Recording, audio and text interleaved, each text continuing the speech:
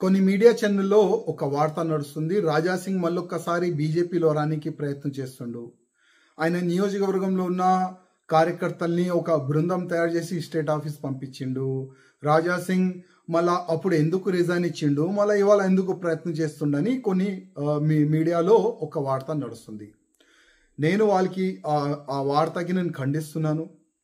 నేను ఎప్పుడు కూడా నా పార్టీలో మళ్ళొక్కసారి రానికి నేను ప్రయత్నం చేస్తున్నాను, అట్లాంటి నేనే ప్రయత్నం చేయలే ఎప్పుడు కూడా.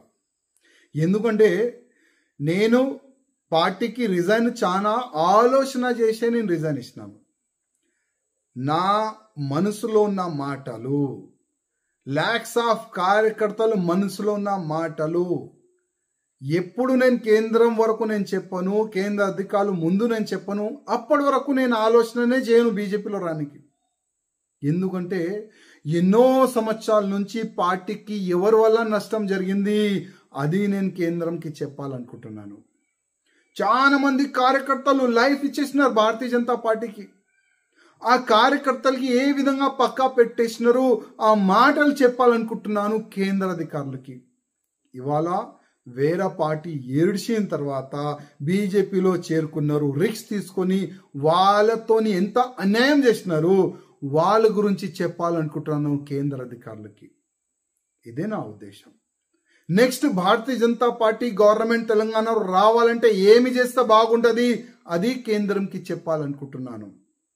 దాని వెనుక ఏమీ కూడా ప్లాన్ లేదు, ఏమీ కూడా కుట్ర లేదు. ఆ రిజైన్ వెనుక ఏమీ కూడా కుట్ర లేదు. చాలా మంది యూట్యూబ్ ఛానల్లో నడుపుతున్నారు, మీడియా ఛానల్లో నడుపుతున్నారు. రాజా సింగ్కి డైరెక్ట్ అమిత్ షా ఫోన్ చేసిండు, రాజా సింగ్కి కేంద్రం ఉన్న అధికారులు మెసేజ్ చేస్తున్నారు, నువ్వు ఎక్కడ పోకు, బీజేపీలో రా, మళ్ళొక్కసారి రా. అట్లాంటి కొన్ని ఫేక్ వార్తలు కూడా నడిపిస్తున్నారు. అట్లాంటి మెసేజ్ వచ్చే అంత పెద్ద వ్యక్తి నేను కాను. అమిత్ షా గారే డైరెక్ట్ నాకు ఫోన్ చేస్తున్నారు, కొన్ని వార్తలు నడుస్తున్నాయి. నేను అంత పెద్ద వ్యక్తి కాను. ఎప్పుడు కూడా అమిత్ షా గారు నాకు ఫోన్ చేయలేదు, చెయ్యరు కూడా. నేను చాలా చిన్న వ్యక్తి, నేను చాలా చిన్న ఒక ఎమ్మెల్యే, ఒక కాన్స్టిట్యున్సీకి ఒక చిన్న ఎమ్మెల్యే. నాకు వాళ్ళు పెద్ద మనుషులు ఎక్కడ ఫోన్ చేస్తారు భయ్. నేను 5 years వరకు కేంద్రంకి లేఖ రాసిన, మెయిల్ చేసిన. తెలంగాణలో జరుగుతున్న తప్పుల గురించి నేను మెయిల్ చేసిన, లేఖ రాసిన. కానీ ఆ మెయిల్ కానీ ఆ లేఖ కానీ వాళ్ళ దృష్టికి వచ్చిందో లేదో తెలియదు. కానీ గతంలో అమిత్ షా గారు బేగంపేట ఎయిర్పోర్ట్లో వచ్చిన తర్వాత కూడా రిక్వెస్ట్ చేస్తారు, సార్ కలవాలి, చాలా తప్పులు జరుగుతున్నాయి తెలంగాణలో. అమిత్ షా గారు ఒక మంచి మనసుతో చెప్పినారు, నేను పిలుస్తాను.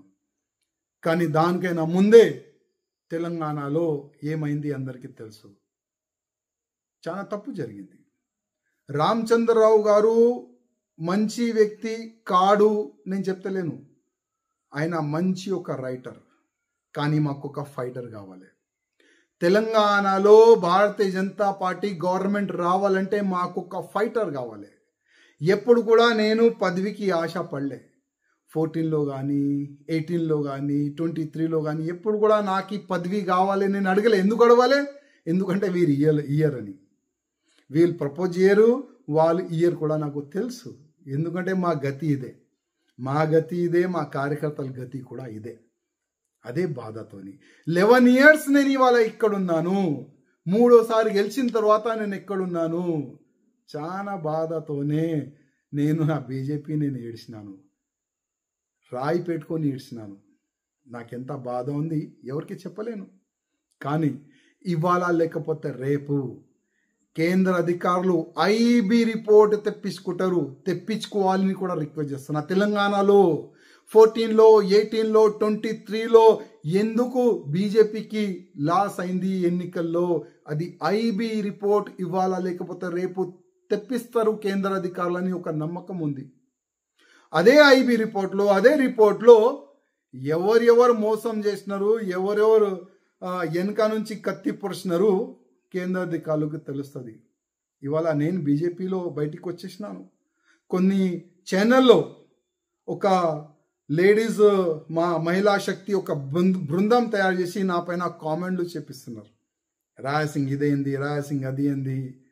నేను ఆ మహిళలకి ఏదైనా మా మహిళా శక్తికి వాళ్ళపైన ఏదైనా కామెంట్ చేయాలి, నేనంతా చిన్న వ్యక్తి కాదు. నేను వాళ్ళకి దండం, వాళ్ళకి సమ్మానం చేస్తాను. కానీ వాళ్ళకి నేను రిక్వెస్ట్ చేస్తున్నాను, ఏదైనా చెప్పాలంటే డైరెక్ట్ రండి, ఫేస్ టు ఫేస్ చెప్పండి. వాళ్ళకి వీళ్ళకి చెప్పి అట్లాంటి మీడియాలో, సోషల్ మీడియాలో కామెంట్ చేపియకండి. నాదేమీ కూడా ఉద్దేశం లేదు, భయపడకండి. నాతోని ఏమి ఉద్దేశం లేదు. నా ఒక్కటే ఒక్క లక్ష్యం ఉండే, బీజేపీ గవర్నమెంట్ తెలంగాణలో రావాలి, బీజేపీ కార్యకర్తలకి ఆ సమ్మానం దొరకాలి. అదే నా ఉద్దేశంతోనే నేను బీజేపీ నుంచి రిజైన్ ఇచ్చినాను. మిగతా ఏమి కూడా ఉద్దేశం లేదు. ఇంకోటి, నా రిజైన్ లెటర్ యాక్సెప్ట్ చేసినారు కేంద్రం వాళ్ళు. ఎందుకు తెలుసా? ఇది కూడా ఒక సీక్రెట్ ఉన్నది. కొన్ని యూట్యూబ్ ఛానళ్ళు, కొన్ని మీడియాలు ఒక వార్త నడిపినారు. రాజాసింగ్తోని అమిత్ షా గారు ఫోన్లో మాట్లాడుతున్నారు. రాజాసింగ్ కేంద్రం అధికారులతోని డైరెక్ట్ సంపర్కంలో ఉన్నారు. ఇట్లాంటి కొన్ని వార్తలు నడిపిస్తున్నారు. అదే వార్తలకి ఇక్కడున్న కొంతమంది దొరలు కటింగ్ చేసి కేంద్రంకి పంపిస్తున్నారు. చూడండి, రాజాసింగ్ ఇట్లాంటి ఫేక్ వార్తలు నడిపిస్తున్నారు అని కేంద్రంకి ఫేక్ ఇన్ఫర్మేషన్ ఇస్తారు.